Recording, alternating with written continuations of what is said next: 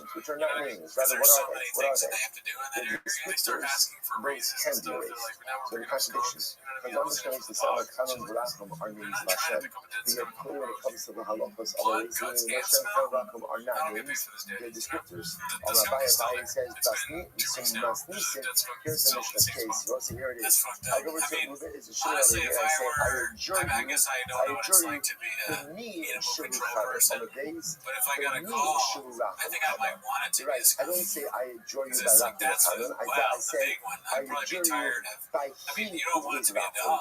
By he who is Rachum. So in that case, what am I doing? I am directly linking the descriptor to the name of our Kodesh. That's how I think about it. So like a cat is sad. Even AI understands what I'm saying, dude. I never even looked at that. I promise you I did not look at this up. Animal control often prioritizes life emergencies, so they may not rush to pick up a dead skunk, but they usually do handle it, especially if it's a public nuisance or hazard. They're not picking it up. The heavens and the earth, which the Gemara says in the Hawks, he wants his Hawking Hashtam, Hassam, Kutam, Shaleka, Midi, Akira, Barakon. Dadai, the Nishu, Dadai, the Nishu, Lachum, Hamar. So we'll say this is even incredible. When it comes to Lachum and Hamar, when I hold with the Lachum and Hamar, this process is incredible. There's only one entity in this world that is called Lachum and Hamar, and that is a Kodesh Baruch Hu. So profound. There's nothing else in this world that is called Lachum and Hamar.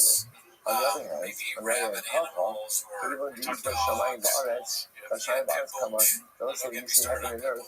So again, yes, heaven and earth refer to who created heaven and earth. It's possible, but there's also something else that's called heaven and earth. What else is called heaven and earth? Heaven and earth. Right? Heaven and earth itself is ultimate. Again, is referred to as heaven and earth. So we'll say, the difference fascinating. So the Gemara suggests over here that when you see Rachum B'Chanun, there's nothing else in this world that is called Rachum B'Chanun except HaKadosh Baruch Hu. So therefore, by definition, when you use that motion in a shvur, it is true that you are adjuring them with the name of Hashem.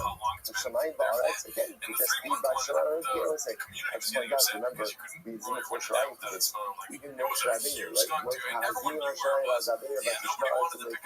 Moshe Rabbeinu does swear by heaven and earth. And again, there is no reference to Hashem. It's actually a reference to heaven and earth. So it's a very good time. Therefore, again, I said our Mishnah, when you use, so it's not a contradiction. In our Mishnah, when you use Lashon of Rachum B'Chanun, it's clear that you're referring to Nishu Rachum, Nishu Chanun. But yet, interestingly enough, when you write those words, it does not constitute the name of Hashem. In other words, by implication, I know that it's referring to Hashem, but yet writing those words does not constitute the writing of the name of Hashem, and therefore, halacha l'maisa can be erased. There's also a very profound contemplate that the only thing in this world that's called Rachum B'Chanun is HaKadosh Baruch Hu. And let's say you say to yourself, but is that true? Rachum B'Chanun means compassionate, merciful, strength people do that as well. Aren't people capable of that quality? So perhaps the distinction is like this. People are absolutely capable of compassion and mercy. But in general, when are people capable of compassion and mercy? When it's sprayed everywhere. I could be compassionate and merciful, but essentially it benefits me in some way. And by the way, sometimes the benefit just is that I know that the compassionate and merciful guy. Right? That happens. I think when it's a Baruch Hu is the only entity that is kind of Rachum, which means HaKadosh Baruch Hu is capable of selfless compassion and mercy. I can't imagine I would ever do that. Like, you made me chase it off. Like, get out of here, Even that is kind of like, I don't think I would do that. I would just be like, skunk, you treat a skunk like you do, like, even when I don't know, like a jacked criminal. Deserve it. Man is not capable of that. Man is capable of self-serving compassion and mercy. When there's something in it for me in some way, I am capable of those qualities. But self-use, compassion and mercy, that is unique. Shabbos is one of the most incredible, beautiful, and amazing things about the Ribono Shel Olam.